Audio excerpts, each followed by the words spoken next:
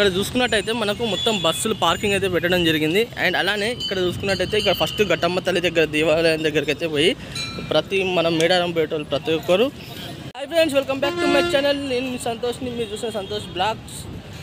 Friends, ఇవాళ మన video topic వచ్చేసి ఏంటంటే మనం అయితే మేడారంకి అయితే రావడం జరిగింది.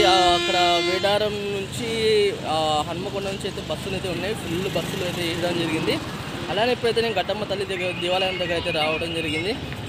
అక్కడ ఇలా ఉన్నది పబ్లిక్ ఏంటి అని మాత్రం మొత్తం వీడియోలు చూపిస్తాను. తప్పకుండా బ్యాక్ కెమెరా పెట్టి నా వీడియో మొత్తం స్కిప్ చేయకుండా ఫార్వర్డ్ చేయకుండా చూడండి. ఎందుకంటే పబ్లిక్ ఏ విధంగా ఉన్నది ఏంటి అని మాత్రం మీకు ఈజీగా అర్థమైపోతుంది.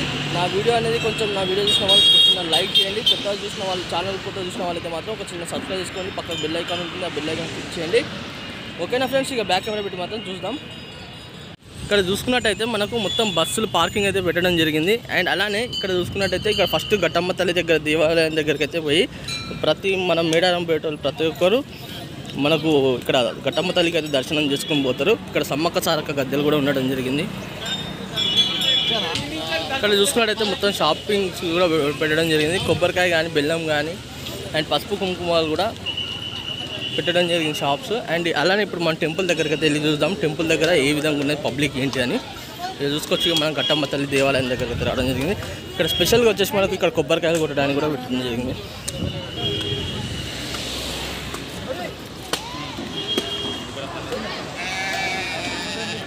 చూసుకోవచ్చు. ఫస్ట్ అయితే మనం ఘట్టమ్మ తల్లికి అయితే దర్శించుకోనికి అయితే వెళ్తున్నాము.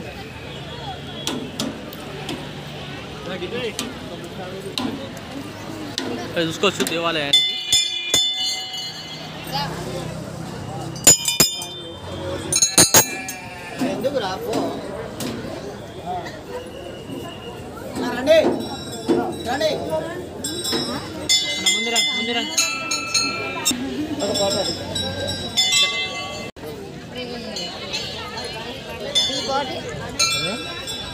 ఇక్కడ చూసుకున్నట్టయితే మనకు సమ్మక్క గద్దె,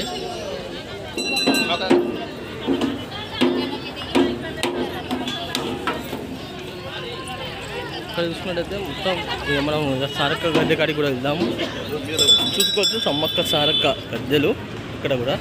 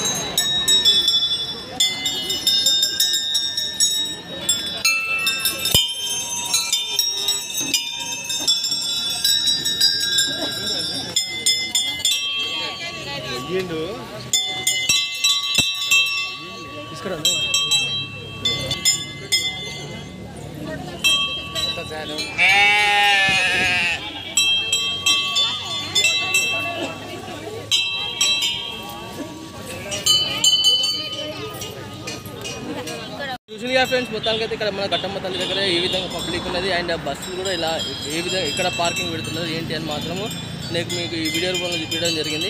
అలానే నా వీడియో నచ్చిన వాళ్ళైతే అంతా కొంచెం లైక్ చేయండి ఫ్రెండ్స్. లైక్ చేస్తే ఏంటంటే ఇంకా నాకు చాలా మోటివేషన్ అవుతుంది. ఆ మోటివేషన్తో మీకు ఏంటంటే ఇంకా మంచి మంచి వీడియోస్ అయితే నేను చూపిస్తాను.